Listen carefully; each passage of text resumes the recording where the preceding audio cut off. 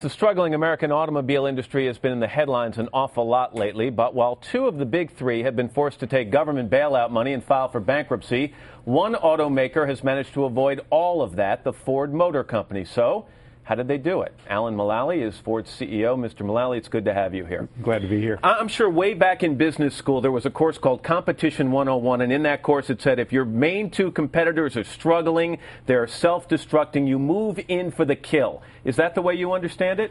Well, not exactly that way, but clearly, a couple of years ago, Matt, we put together a plan to really transform our Ford Motor Company, and we made a commitment that we were going to have a full product line and we're going to make the best cars and trucks for our consumers, and that's what's happening today. But are you in any position to take advantage of the troubles facing your other two competitors? You reported $1.4 billion in losses in the first quarter, but sales were up. Can Ford take advantage of this situation, or are you also teetering on the brink? Well, I think it'll be decided by the consumers, and as you pointed out, for the last 8 months we've been increasing market share.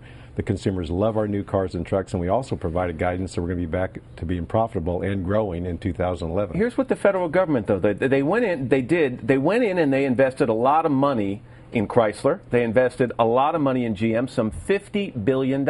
In effect, hasn't the federal government now unleveled the playing field for Ford? Aren't you now at a disadvantage when it comes to competing with leaner and meaner companies emerging from bankruptcy? Well, clearly, Matt, we have many more things that we're more competitive and that we do have advantages because we've been doing this for 3 years. We're well along our transformation. We've got a great cost structure, but most importantly, we continue to invest in the worst of times, and we probably have the finest lineup for the consumers that we've ever had. But I'm not sure you're answering the question. What I'm saying is through their bankruptcy proceedings, Chrysler and GM have been able to shed dealer costs and union costs and all kinds of things, shed some debt.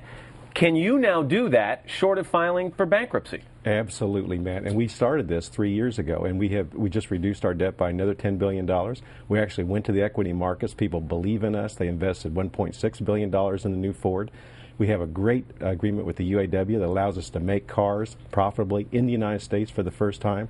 We have a dealer network that is by far the best in every small and medium-sized community. So we have been doing this for a while. You're telling me as a company you need nothing. You're not looking to the federal government for any help, whether it's bailout money or anything short of bailout money, to make you a more viable company in the future. We have a great plan, and we are creating the future of Ford ourselves today. When you look at the situations with Chrysler, and let's maybe focus on GM more, Mr. Mulally, how do you think this is going to impact the psyche of the consumers? I think this could go either way. One hand, they might say, wait a second, I'm not going to buy a car from a company that is in bankruptcy. I don't know if my local dealer is going to be around. On the other hand, I'm wondering if the American taxpayer might say, wait a minute, I now own 60% of that company. If I'm going to buy an American car, I'm going to buy a car from a company I have a vested interest in. How do you see it? Well, I think the consumer is going to purchase the cars and trucks that they really do want and they really value.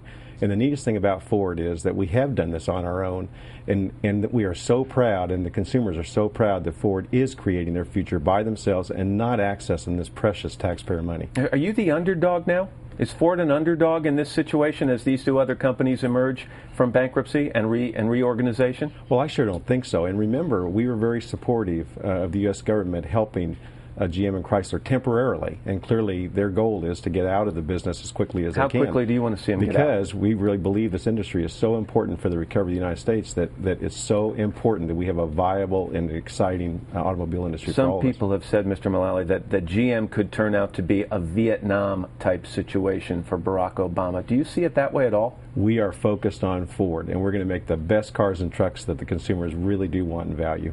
That wasn't an answer. It's a great answer.